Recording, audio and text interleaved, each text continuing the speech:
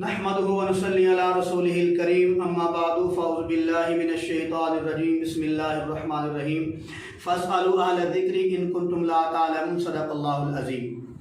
मेरे अज़ीज़ भाइयों, आज मैं इंशाअल्लाहुल अज़ीज़ आपके सामने जैसे पहले कुर्बानी के मुतल्लिक़ मसाइल हो रहे हैं, आज भी आप हज़रात के सामने कुर्बानी के बारे में चंद मसाइल लेके आया हूँ। आज का हमारा पहला मसला ये है कि किन किन जानवरों की कुर्बानी देना जायज़ है। तो मेरे अज़ीज़ भाई, बकरा, बकरी, भेड़, दुम्बा, गाय, भैंस, भैंसा, बैल, ऊँट, ऊँटनी, ये जो जानवर हैं इनकी कुर्बानी देना जायज़ है। शरीयत में इनकी कुर्बानी देना जायज़ है। बल्कि जो बाद लोग वो खोते घोड़े की कुर्बानी देते हैं, ये अहनाफ के नज़दीक ये कुर्बानी देना नाजायज़ और हराम है, ये इनकी कुर्बानी नहीं होती। बाद लोग जो हैं इनकी कुर्बानी देते हैं या मसला बयान करते हैं कि इनकी कुर्बानी हो जाती है। तो मेरे अज़ीज़ भाई, जिनके नज़दीक जायज़ है वो खाते रहें, करते रहें, लिहाजा ना हमारे नज़दीक जायज़ है ना हम खोते घोड़े की कुर्बानी करते हैं। जो इन चीज़ों की कुर्बानी करके गोश्त खाते हैं ना, उनका फिर दिमाग भी खोते घोड़े वाला बन जाता है।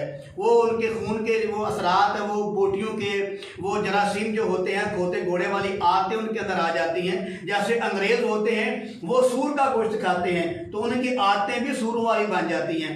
ऐसे जो आदमी खोते घोड़े का गोश्त खाता है ना, उनकी आदतें भी खोते और घोड़ों वाली बन जाती हैं। लिहाजा अहनाफ के नज़दीक ये इनकी कुर्बानी देना जायज़ नहीं बल्कि हराम है, गुनाह है, ऐसा अमल नहीं करना चाहिए। ये जो जानवर हैं बकरा, बकरी, ऊँट, ऊँटनी, बैल, भैंस, भैंसा, भेड़, दुम्बा, इनकी कुर्बानी जो है ये जायज़ है। आगे मसला ये है कि इनकी उम्रें कितनी कितनी होनी चाहिए। ये जो जानवर गिनवाए हैं आपको कुर्बानी के, इनकी उम्रें कितनी होनी चाहिए। मेरे अज़ीज़ भाई, जो बकरी बकरा है इसकी उम्र कम से कम 1 साल हो। जो भेड़ दुम्बा है अगर इनकी उम्र 6 महीने है, लेकिन साल वाले जानवर में अगर छोड़ा जाए तो फ़र्क मालूम ना हो तो इनकी कुर्बानी भी जायज़ है। लेकिन अगर ये साल की हो जाए तो फिर तो बड़ा अच्छा अमल है। बाकी जो बड़े जानवर हैं, बैल है, भैंस है, भैंसा है, इनकी जो कुर्बानी है इसकी उम्र कम से कम 2 साल होनी चाहिए। इनकी उम्र 2 साल होनी चाहिए। 2 साल से 1 दिन भी कम होगा तो कुर्बानी जायज़ नहीं होगी। बाकी रहा ऊँट ऊँटनी, तो इनकी कुर्बानी जो है इनकी उम्र 5 साल होनी चाहिए। 5 साल से 1 दिन भी कम होगा तो इनकी कुर्बानी जायज़ नहीं है। आगे हमारा मसला ये है कि दोंदा होना, इसका क्या मामला है। तो मेरे अज़ीज़ भाई, अगर जानवर की उम्र पूरी हो गई है, बैल है, भैंस है, भैंसा है, तो इसकी जो उम्र अगर 2 साल पूरी हो गई है तो उम्र जो है ये उसका पूरा होना ज़रूरी है। ये दोंदा जो है ये शर्त नहीं, ये एक अलामत है। जानवर का दोंदा होना एक अलामत है, शर्त नहीं है। फर्ज मिसाल के तौर पर अगर एक जानवर है वो 2 साल का हो गया है, उसकी उम्र पूरी हो गई लेकिन वो दोंदा नहीं लगा, हो सकता है वो 2.5 साल का भी हो गया लेकिन वो दोंदा नहीं लगा, तो क्या उसकी कुर्बानी नहीं देंगे। और ये भैंस भैंसा जो है, बैल गाय, इनके लिए 2 साल है कम से कम, और जो ऊँट ऊँटनी है उसके लिए 5 साल है। अगर इस सालों से कम उम्र होगी फिर कुर्बानी नहीं होगी। लेकिन वो दोंदा चोगा जो है उनकी अलामत है, शर्त नहीं। अगर उम्र पूरी हो गई है, दोंदा नहीं हुआ, तो फिर भी उसकी कुर्बानी देना जायज़ है। आगे मसला ये है कि एक आदमी ने जानवर खरीदा कुर्बानी का, बड़ा जानवर 7 हिस्सों वाला, लेकिन खरीदते वक्त उसने ये नियत की थी कि सारा जानवर मैं अपनी तरफ से खुद ब खुद इसको ज़िबा करूंगा, सारा जानवर, किसी को शरीक इसमें नहीं करूंगा। लेकिन जब उसने जानवर ले लिया, बाद में उसकी नियत बदल गई, उसने और लोगों को भी इसमें शरीक कर लिया, और लोगों को इसमें में शरीक करने की नीयत कर ली। तो क्या वो आदमी जिसने इस नीयत से जानवर लिया था कि सारे की कुर्बानी में अकेला ही करूंगा, क्या बाद में उसको लोगों के साथ शरीक करना, लोगों को कुर्बानी के साथ शरीक करना जायज़ है या नहीं।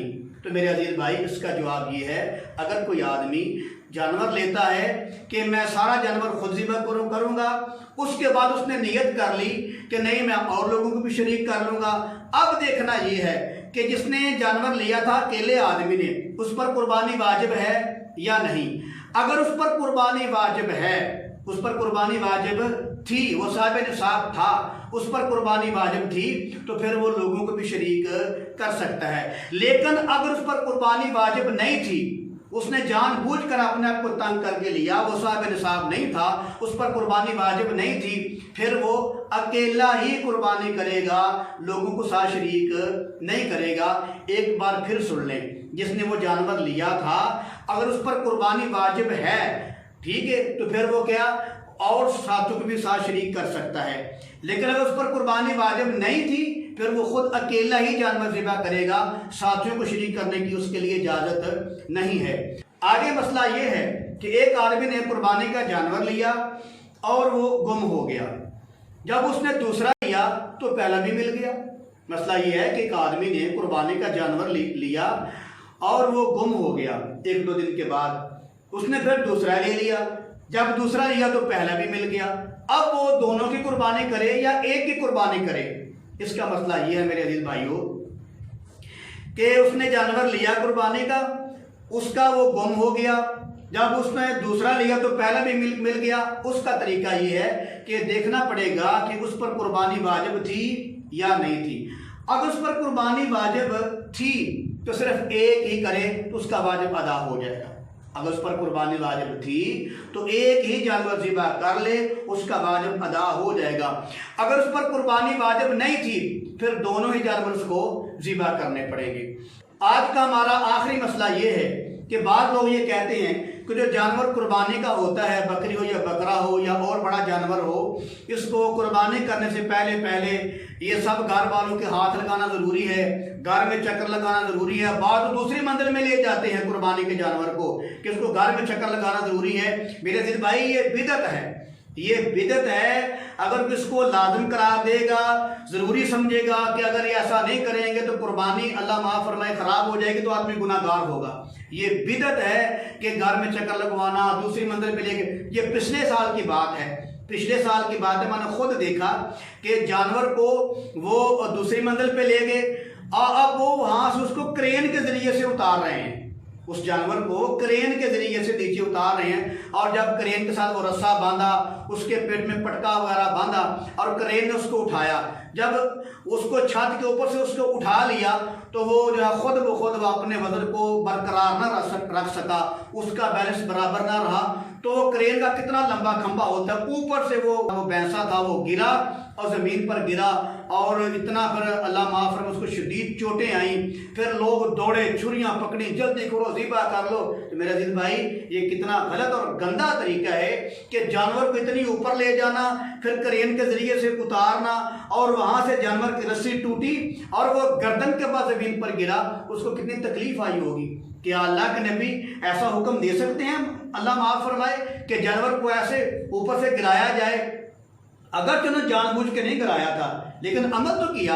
हालांकि अल्लाह के नबी का फरमान मुबारक है कि जानवर को ज़िबा करते वक्त उसकी कुर्बानी के आदाब में से है कि छुरी को तेज किया जाए ताकि जानवर को ज़्यादा तकलीफ ना हो।